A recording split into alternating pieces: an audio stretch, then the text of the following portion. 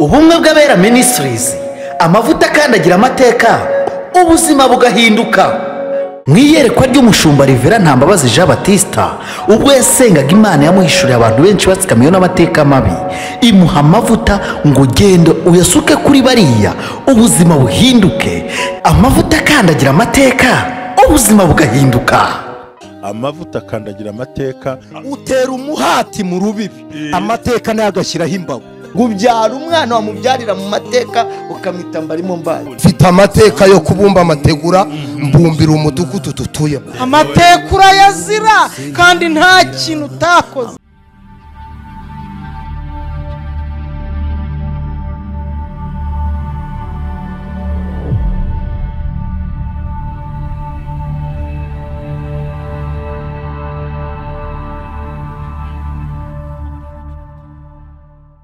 Ndabaramukije inshuti z'Imana bakunze umugabane ministries z'amavuta akandagira amateka, ubuzima bugahinduka. Mwabonye ko umukozi w'Imana Silas yabonetse kandi twaguwe neza ku biganiro byiza, arimo tuganiriza amagambo y'Imana y'imbaraga ndetse amagambo aradukomeza, aho tumaze tubasobanura ibijyanye n'inzozi y'indoto. Uziko twagarukiye ku ndoto yitwa iy'ingurube, kinyemye murabireba, ariko muri tuzanakomeza. Ariko twifuje ko uyu munsi aba impamvu zo gusenga, kwinjira mu ijambo ry'Imana, menya gutegura ibihe byiza byaje kubana n'Imana. Imana ibahumisha mu izina rya Yesu. Rero uyu munsi wa none wamenya nguhishiye iki, mwuka yampishuriye iki, ngiye kuganiriza kandi gikomeye. Ntabwo mvuga ku nzozi, simvuga kuri karande, simvuga ko ndashaka kubabwira ikintu gikomeye.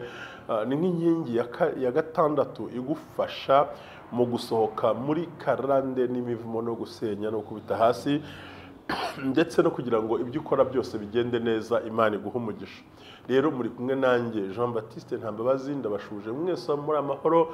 Reka mbwira aba Uganda ngo ndaje, itariki yageze muri kiriya giterane, kandi no kuri tuzi ko ibicaniro byose bizasenyuka mu izina rya Yesu, kandi si twe tubisenya, ahubwo n'Imana Data twese ikorera muri twe. Nawe ukwiye gusenya ibicaniro byawe, ugasenya ibicaniro bikomeye ku buzima bwawe. Rero impamvu uyu munsi wa none nagira ngo dusenga n'Imana, kuko nifuza ko iri jambo ryumva numva ashaka kujya muri ibiri uyu munsi. Muri hangana muri iyi minsi niko bimeze, nzagaruka mu nzozi mu gihe kiri imbere ho gatoya ntatinze, ariko ubu reka tujye mu ijambo ry'Imana. N'ubona byinshi uko dushaka turyumve, turyakire, no kubwiriza no kunezerwa, twitegura ya masengesho, twitegura imbere y'Imana, ambokana umunezero nta kwambukana imibabaro. So rero Data wa twese akumpera umugisha mu izina rya Yesu Kristo w'i Nazareti. Imana iguhe umugisha, uhahe uronke, uhirwe mu byo ukora byose. Ni ku bumwe bw'abera ministries. Ndabizi neza ushobora kuba umunsi simbizi neza, ariko ndatekereza ko ushobora kuba utameze neza. Rimwe wababajwe, rimwe wahuye n'ingorane. Na ijambo natekereje mu mutima wanjye mu gitondo rivuga ngo nugira amahirwe ukumvwa n'uwigeze kumva ari mu bihe bibi, uzamenye ko ari amahirwe. Kuko si kenshi abo wagiriye neza mu gihe bari bakeneye iyo neza nabo bahindukira bakazakugirira neza mu gihe bakeneye. Si benshi uzabona, nibiramuka bikubayeho uzamenye ko ari amahirwe mu buzima. Hari abo wubakira ubuzima bwari buriho nabi, ariko hagera ko ukenera ko bagufasha kimwe mu buzima ugasanga bakweretse mu bworo bw'ikirenge, ndetse nta n'impamvu yo kwita ku bintu byawe. Uramutse ubonye umuntu abigukoreye, uzamenye ko ufite inshuti nyayo itekereza ku buzima bwawe. Cya gatatu, ntuzategereze ko hariho uzagutekereza mu bibazo nk'uko wamutekereje mu bibazo ukamugirira akamaro, ahubwo uzasanga mu gihe umukeneye ari bwo umubuze, kandi wari umukeneye, kandi wari wizeye ko muri izo ngorane atagombye kuba yabuzemo. Ibi ni ibintu bikomeye ukwiye kumva. Ugirirwa neza n'uwo yayigiriye abagira Imana. Bivuze ngo ntitugomba gucogora gukora neza, kuko uwo waruse n'ubundi uzahora umuruta. Uwo wagaburiye humura byo kugira ntizashira mu rugo rwawe. Nagira ngo nkubwire ngo komera. Hari ibintu umuntu abona mu buzima birenze uko dutekereza. Niyo mpamvu uyu munsi nifuje ko tuganira ku muntu bita Rusi cyangwa Roti. Turagushimiye uwera wa Isiraheli, Mana y'amahoro, Mana y'imbaraga, Mana y'igitangaza, Mana ikora, Mana ivuga, Mana irema, Mana itabara.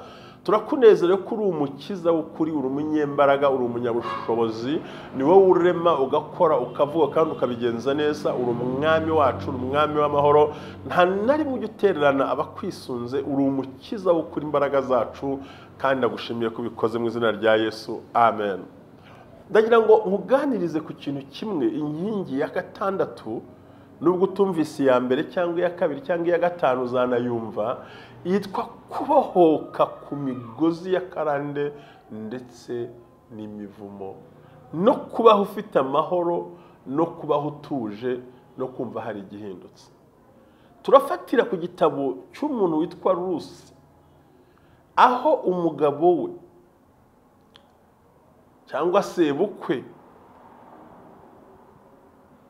ari we Abimeleki yajyanye na Nawomi ngo bahunga bavuye mu gihugu, bavuye muri Isiraheli, bavuye Betelehemu bajya guhungira i Mowabu. Tuzi neza ko i Mowabu ari ubwoko bwari bwaravumwe. Ngo bagezeyo Abimeleki arapfa, abahungu be bombi bose barapfa, bapfira icyarimwe bose, birarangira. Irangije hasigara Nawomi n'abakazana be babiri, ariko bose ubwo ni abapfakazi. Nyirabo kupfakaye, abakazana bapfakaye, bari abapfakazi batatu mu rugo rumwe. Ngo arangije ngo yumva ko Imana yagendereye ubwoko bwe. Uwo nguwo wabyumvise nta wundi ni Nawomi. Yumva ko Imana yagendereye ubwoko bwe, noneho inzara irashira, irarangira aho hantu. Arangije afata umwanya wo gusezera, harimo Orupa, harimo na Rusi. Arangije aravuga ati, bana banjye, bakobwa banjye, dore nimugende mujye mu gihugu cy'iwanyu, musange Imana yanyu, musange umuryango wanyu, muzashaka abandi bagabo, kuko njyewe Nawomi ntacyo nsigaranye, ntacyo mfite, ngiye gusanga ubwoko bwanjye. Ngo abakazana baramuririra, bose bararira, ariko arabahata ngo bagende. Ngo maze uwitwa Orupa we ngo aramusoma, arangije acaho asubira iwabo mu bwoko bw'iwabo, umuryango w'iwabo, ku Mana y'iwabo.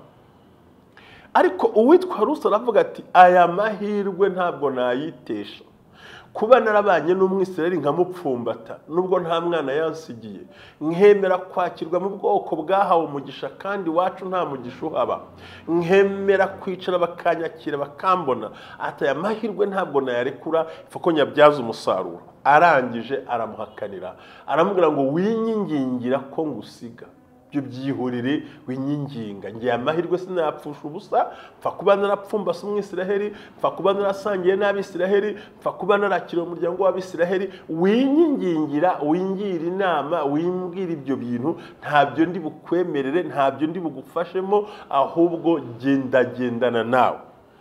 Wibuke neza ko kino gitabo kitwereka ineza y'Imana n'imbabazi z'Imana no gukomera kw'Imana n'ukuntu Imana irinda abayubaha. Ikindi ugomba kumenya ko kino gitabo abahanga bacyandika, sinshaka kubitindaho cyane, cyanditswe n'abantu benshi, ariko ndihecekera kugira ngo ntagira amakosa ndi bukoremo, ariko gishobora kuba cyanditswe mu mwaka w'1950 kugera mu mwaka w'2050. Ni ukuvuga ngo ahangaha turimo dushaka kureba n'iki rero. Rusi ageze ku magambo akomeye, ni igice cya mbere mu wa 16. Rusi aramusubiza ati, winyingingira kugusiga ngo nsubireyo, ngo ne kugukurikira, kuko aho uzajya ariho nzajya, kandi aho uzarara niho nzarara, ubwoko bwawe nibwo bwoko uzaba ubwanjye, Imana yawe nizaba Imana yanjye, aho uzagwa niho nzagwa bahampambe, nihagira ikizantandukanya nawe atari urupfu, Uwiteka bimpore ndetse bikabije. Ngo abonye yuko amaramaje kujyana nawe, arorera kubimubwira, nuko bombi baragenda bagera i Betelehemu. Ndimo ndashaka kuvuga iri jambo, kumenya kudekarara, kumenya kugira itangazo riri pozitifu, kumenya kwibohora no kwiyambura no kwikura mu maboko mabi no kwinjira mu cyerekezo kizima no gucagagura iminyururu yari kuriho.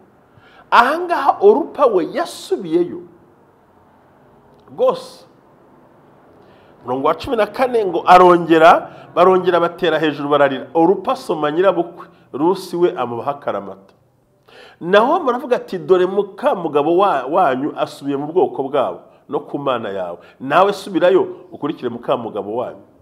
Urumva, ariko uyu nguyu Rusi ndashaka kwigisha nyuma ku declaration, icyo bita gutangaza amagambo y'imbaraga ku buzima bwawe, ndetse no kwerekana les pensées d'auteur for egrey, ndetse no kwerekana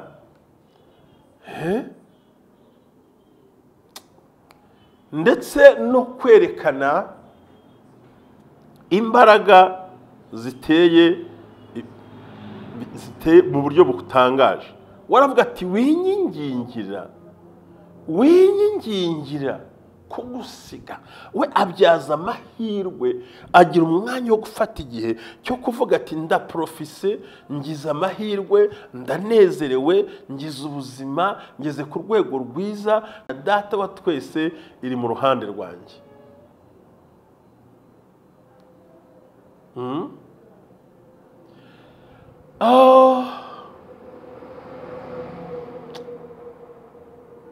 Ndagira ngo nyumve ukuri kimwe bw'abera ministries amavuta akandagira amateka ubuzima bugahinduka.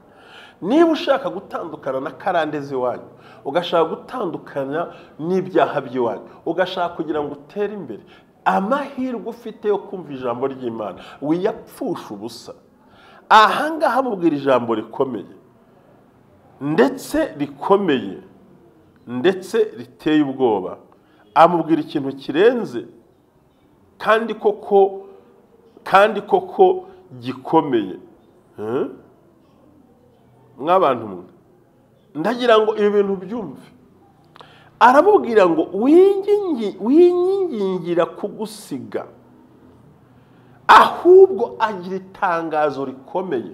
Ndagira ngo nkurikiye kumwe bw'abera ministries, ushobora kuba ari ubwa mbere cyangwa se ari ubwa kenshi, cyangwa mvu utasiba kumva ikiganiro, nyemerera ujye mu rwego ngiye ukubwiramo birenze inzozi, birenze iyerekwa, birenze ikindi kintu. Ndashaka ko uhagarara mu mavuta y'Imana ishobora byose.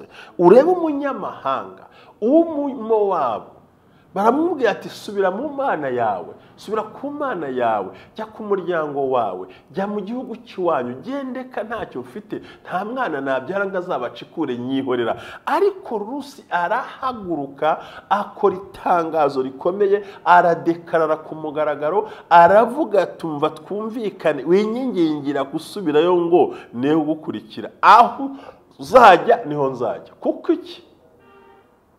Yaravuze ngo minsi y'imperuka ngo Umwisiraheli bazamufata ikanzu.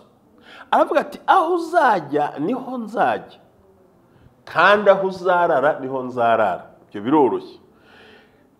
Ubwoko bwawe nibwo bwoko bwanjye, ubwoko bwawe buzaba ubwoko bwanjye. Banza unkurikire wumve.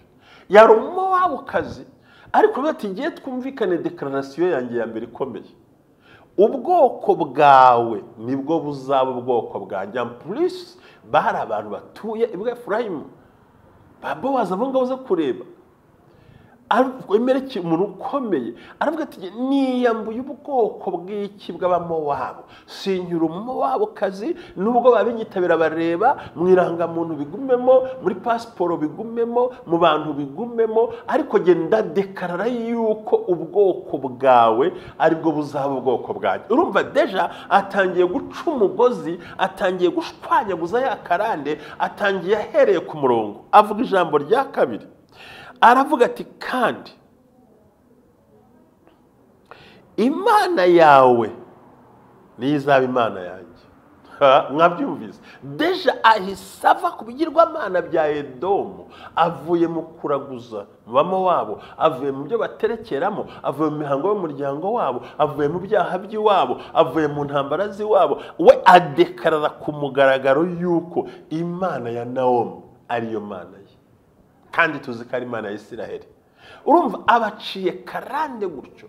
Harageze ko mu mutima wawe urugero nguhaye, ugati wikwirirwa ubinyingingira, byihorere bireke, ngenda dekarara, aho uzagwa niho nzagwa, aho uzajya niho nzajya, aho uzara niho nzarara. Kandi ikintu nkubwiye gikomeye ni ibintu bifite imbaraga. Ubwoko bwawe nibwo buzaba ubwoko bwanjye. Adekarara icyo kintu. ndagusaba ko mu buryo bukomeye ntabwo twe mu Rwanda tubivuga ubwoko mvuga n'ubwoko bw'abapagani uzi ibyo wanyu bakoraga uzi ibyo so yakoraga uzi ibyo yakoraga uzi umuryango ibyo wakoraga uzi ibyo wabayemo uzi hanze baciye haragusaba ko ugira declaration iri positive yarabonye favor yo gusubira iwabo kandi bakanamushyingira gusa amateka Europa yarangiriye kuva yagenda nta yindi nkuru agaragara muri Bibiliya rimwe ntiyongeye kuvugwa nta n'igitekerezo nta jambo ariko uyu mukobwa aravuga ati amahirwe mbonye ntabwo nayapfusha ubusa ngiye kwitandukanya ngiye guhagarara mu rwego ruzima ngiye kugira ikintu nkora aradekarara yenda aho uzagwa niho nzagwa nibisanzwe aho uzarara niho nzarara nibisanzwe uko nzabigenza rwose niko bimeze ariko noneho avuga ikintu gikomeye avuga ibintu birenze aravuga ati avuga ijambo rikomeye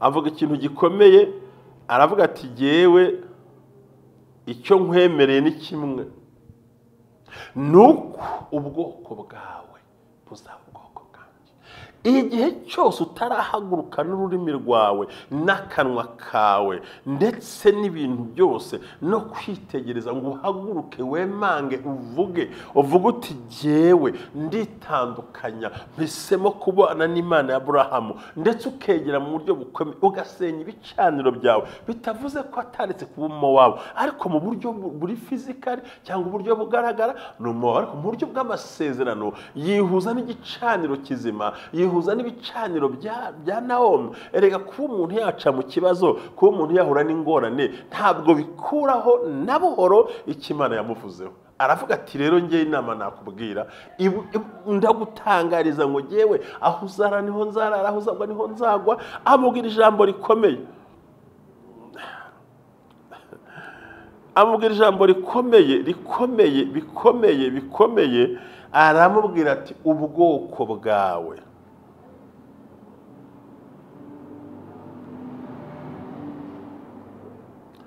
ubwoko bwawe nibwo bwoko bwanjye ndagira ngo ubwire ngo iyi nkingi ya gatandatu yo gusenya karande kuko abantu benshi impamvu mbivuze umwuka yarampishuriye mufite ubwoba bwo kuvuga iyo umuntu aguhanuriye akaguruka aracitse uhitangira kuguruka aracitse umuntu yakubwira ngo ntuzabaho uti sinzabaho koko no haguruka ugira ibintu uhakana gira umwuka uba muri wo guhakana ikintu cyose kiri negatifu nibyo kwerekwa bibaho umuntu yabona impanuka yabona urupfu yabona ikibazo ariko haguruka muri ayo mavuta haguruka muri izo mbaraga haguruka muri ibyo birere uvuga uti hoya ngenda byanze ndabihakanye kuko umwami Imana azantabara nicyo gituma ntamwara mu maso yanjye hagakomera kuko umwami Imana azantabara nibwo ntazigera la pande koriamora kuko umwami Imana azantabara nicyo gituma ntamwara mu maso yanjye hagakomera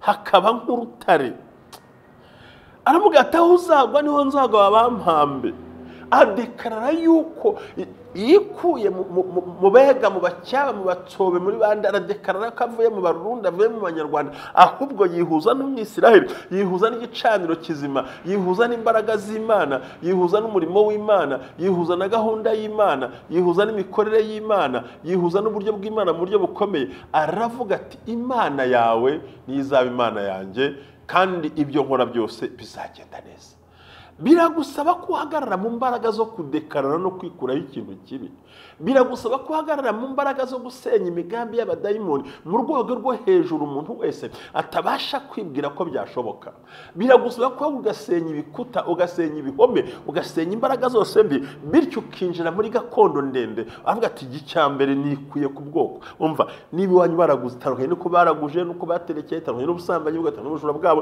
icyo twita declaration iri positive kumenya ngo oya gese wibinyingira wimbwira ibyo bintu aho uzagwa icyaka biravuga ijambo rikaze ukwiye gushyira mu mutwe no mu bitekerezo byawe aravuga ngo Imana yawe iyo witwa Imana yawe nizaba Imana yanjye buriya mu bintu bituma karande n'izi nzozi murota z'ibikeri z'imbwa z'inzoka murota muhinga murota murya inyama murota murya nijoro murota munywa mugira mute ibyo byose nuko utahagaze ku musozi wo gutangaza icyo wifuza n'icyo ukeneye.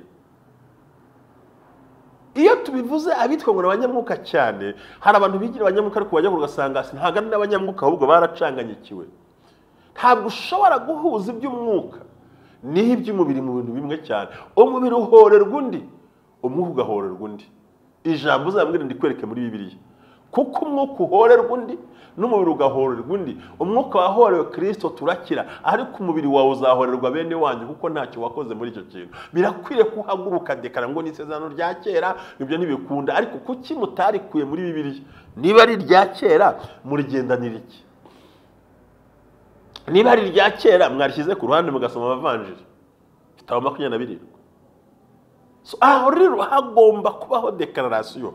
Amaze kudekarara arangije ngo agere mu gihugu cy'Betelehemu wa Betelehemu, ngo Bowazi aramusubiza ati basobanuriye neza ibyo wagiriye nyoko bukwe byose uhereye aho umugabo yapfiriye, kandi yuko wasize inzu ya so na nyoko n'igihugu wavukiyemo ukaza mu bwoko utazi. Uwiteka kwiture ibyo wakoze, ugororerwa ingororano itagabanije n'Uwiteka Imana y'Abisiraheli, wahungiye munsi y'amababa yayo. Rusi aramubwira ati nkugirireho umugisha databuja, nkugirireho umugisha databuja, kuko abaro ukabwira umuja wawe ukabwira umuja wawe neza, nubwo ntahwanye n'umwe mu baja bawe. Icyo gihe cyo kurya gisohoye, Bowazi aramubwira ati ngwino urya umutsima ukoze n'intore yawe muri vino isharira. Yicana n'abasaruzi bamuha impeke zikaranze arazirya, arahaga arazisigaza. Ahagurutse guhumba, Bowazi ategeka abahungu bati ahumbe no hagati y'imiba ntimumucyahe, kandi musohorore zimwe mu miganda muzisige azihumbe ntimumuhane. Nuko ahumba muri uwo murima ageza nimugoroba, ahura izo yahumbye ziba inshuro imwe y'umucagate wa sayire. Arazikorera ajya mu mudugudu, nyirabukwe abona aho yahumbye, kandi nyirabukwe abona izo yahumbye, kandi akura mu gikondorero ibyo yasigarije arabimuha. Nyirabukwe aramubaza ati wahumbye kwande uyu munsi, wakoze hahirwa kwitayeho. Asobanurwa nyirabukwe muri uwo murima, ambwira ati ni Bowazi. Urumva ko Bowazi anamubwira ngo wahungiye munsi y'amababa y'Imana yihoraho, ikugorora ingono zikomeye. Ndagira ngo umukozi w'Imana, nshuti y'Imana, nta kintu ushobora kugeraho, nta kibasha gukora, ntacyo watabarwaho, ntaho wakwerekera. Ugomba guhagarara ugasenya izo karande n'ibicaniro. Koresha ururimi rwawe Imana yaruguhaye. Tangaza ko utazapfa uzarama, tangaza ko uzakira utazakena, tangaza ko uzabyara utazaba ingumba, tangaza ko uzarera abana utazapfa utabareze, tangaza ko nta rupfu ruhari, tangaza ko ibyiza biri imbere yawe. Ihuze n'ibicaniro bizima, ihuze n'ibicaniro by'umukozi w'Imana witwa Aburahamu, ihuze n'abana be mu buryo bw'amasezerano, ihuze n'ibyanditswe bizima. Hura n'ubwoko buzima, va ku bicaniro bya so na sokuru waraguzaga, va ku bicaniro bya nyoko waterekeraga, va ku bicaniro bya bene wanyu bambaraga impigi n'amasaro, va ku bicaniro bajya kubyara bavuye kujya guterekera, va ku bicaniro by'inzoga bagusomesheje ukiri umwana, va ku bicaniro by'amagambo bakuvuze. Aka kanya mu izina rya Yesu haguruka udekarare, utangaze, uvuge ngo uyu munsi ndi umwe mu bana ba Aburahamu, ndi umunyamasezerano, ndi umunyamahirwe, ngiye gutabarwa, ngiye kugera kure, ngiye kuzamuka mu ntera ngiraho ndenga. Iyi nkingi ya gatandatu yo gukora deliverance ni uko umuntu akora declaration iri positive, icyo bita gutangaza ibyiza, ukagaruka kumugaragaro. Umva ni itegeko ubundi make, kuko yavuze ngo yashyira itegeko abisiyoni barira.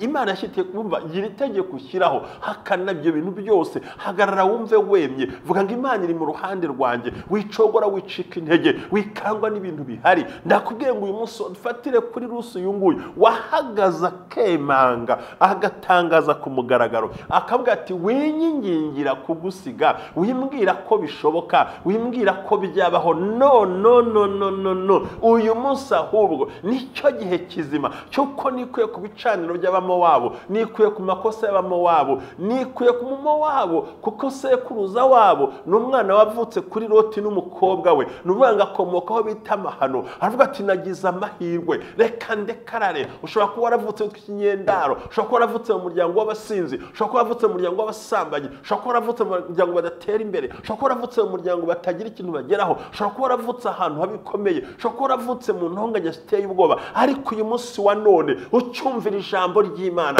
haguruka udekarare mu izina rya Yesu. Burya abakozi b'Imana dusengera dekararasiyo yawe, ariko twe ntabwo twadekarara ibintu byawe. Oya, ni wowe wenyine n'ururimi rwawe n'imbaraga z'uti uhereye none ahangaha ubwoko bwanjye mva. Oya, mva nawe tuvugane ikintu kimwe.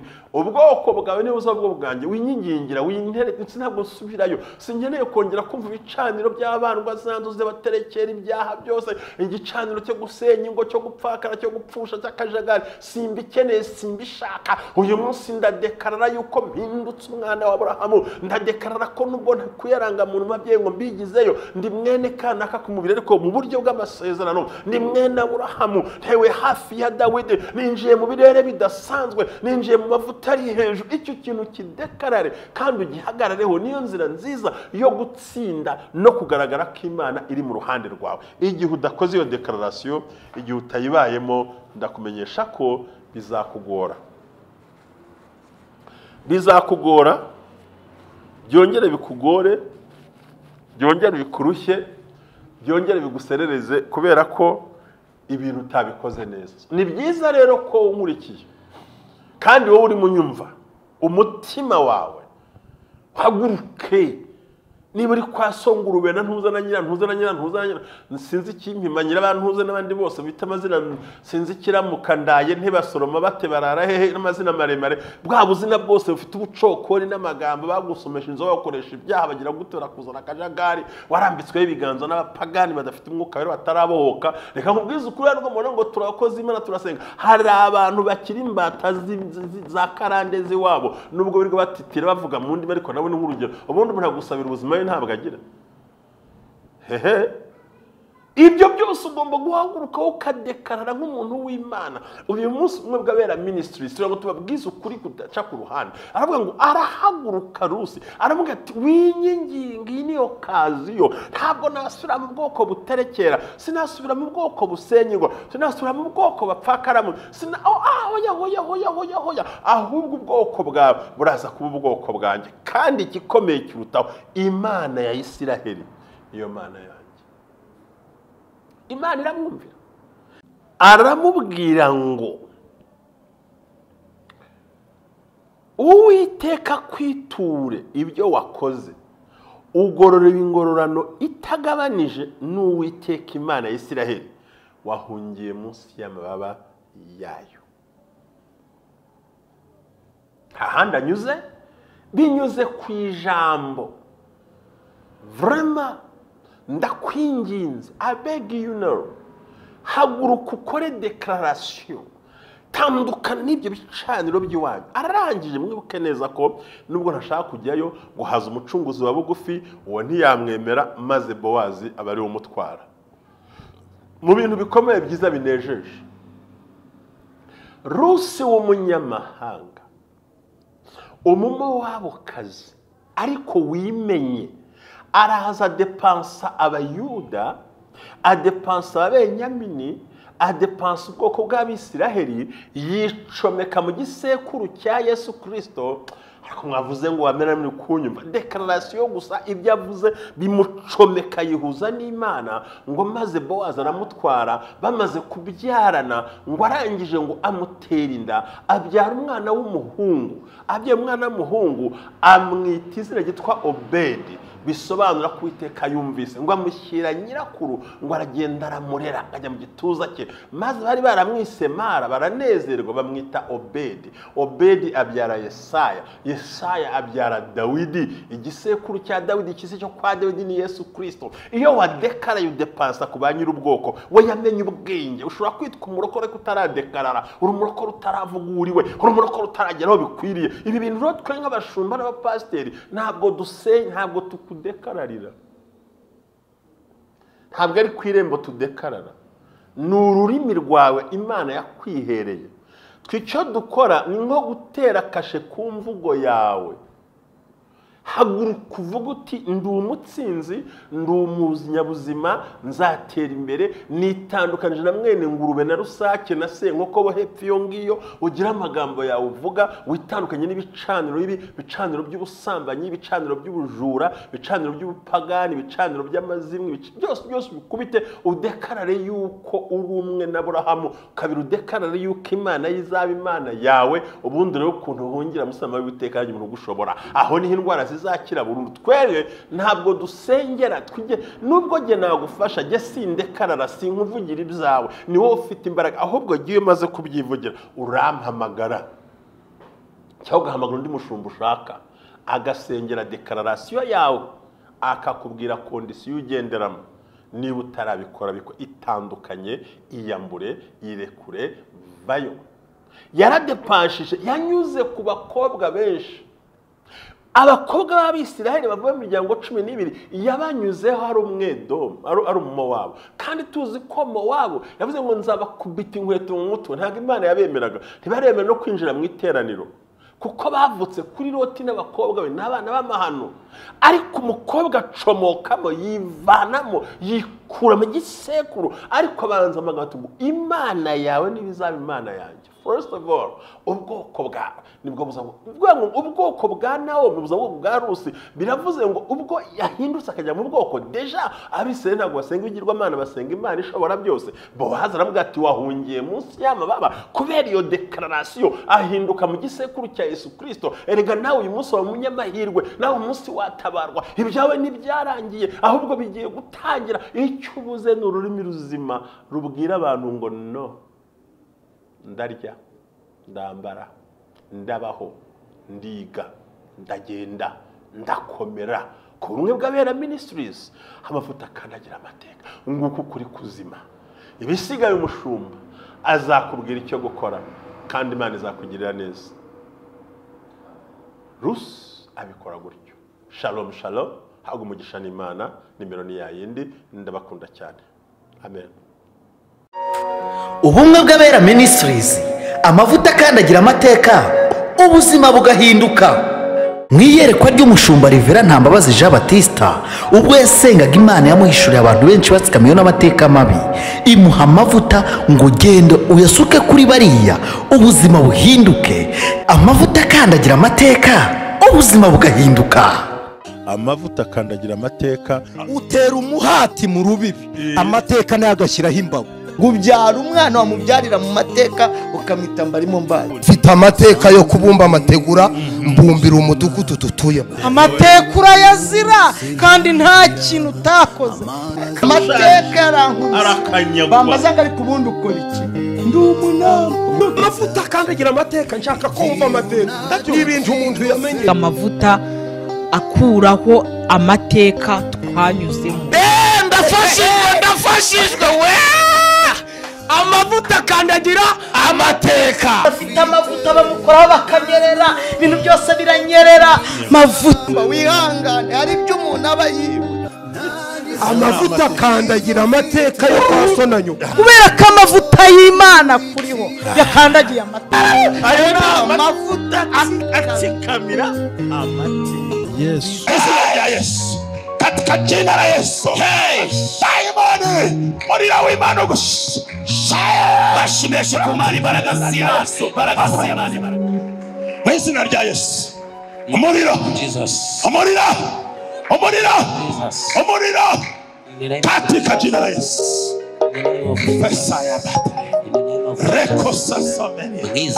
This first time in your katika jina la Yesu Kristo, umwana w'intama w'Imana, urabohotse mu izina rya Yesu, urabohotse mu izina rya Yesu. Be santos koselema releva ala santike bon. Haryo wanyeretse jewe se ukuboko ntabwo gukora ku buryo nabonaga bizirikanye ngewe, nabonaga bizirikanye bitukarambura gutya. Sinkuzi ntuzi, ariko Imana irakuzi gutuko nkuzi. Hari umuntu wakubabarije umutima, na nuba cyakubabarije umutima, ariko Imana irambwengera gushumbushisha. Kozi w'Imana uri umwari w'i Rwanda, Imana iravuze ngo ubu ngubu kiva data aragushumbushisha. Hari ntawe ndabeshye cyangwa simbeshye? Hano hari Imana cyangwa ntabwo ihari? Rakotuta mandesai. Ibi byose birangire mu izina rya Yesu, amen. Kurwara n'inshuti zawe tugiye kubigenza gute? Hari icyo nkubeshyeye? Ni imanza zingahe? Harundi rurengaho ko mudakomye mu mashi? Shyira iyo mikorofone iravuga humura. Iyo mikorofone ukoresha izunga n'isi yose. Shyiraho mikorofone ndaguhaniye zibe ebyiri. Hari aho mbeshye ngo natwe imbere y'iteraniro? Naho. Imanza zingahe? Ebyiri. Ikindi yego utyo.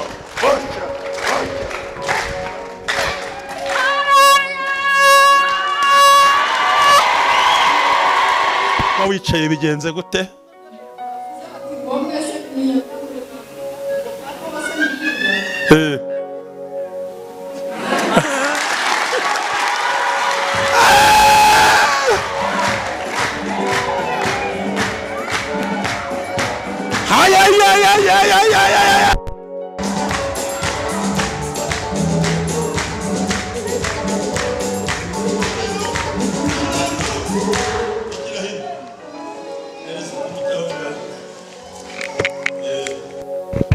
Subira mikrofone yawe hazibutse, sibyo?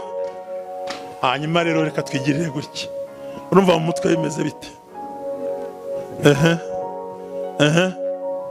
Wajya kunibagirwa ariko ndibagirwaga nkayoberwa. Uzongera kwibagirwa iteka ryose. Amen.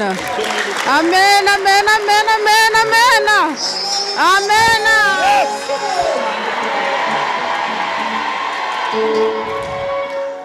Ntabwo uzongera kwibagirwa iki? Ndibagirwaga ibintu byose nkabona sinzi ukuntu bimeze, mbese ibyo ku isi mbonaga nta gahunda bifite. Uyu munsi gahunda zirabigize. Amen. Ugiye kugira gahunda ariko. Haleluya!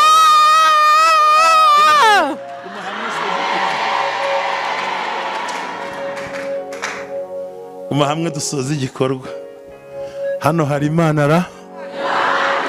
Bega amavuta ari hano we. Amavuta akandagira amateka, ubuzima bugahinduka.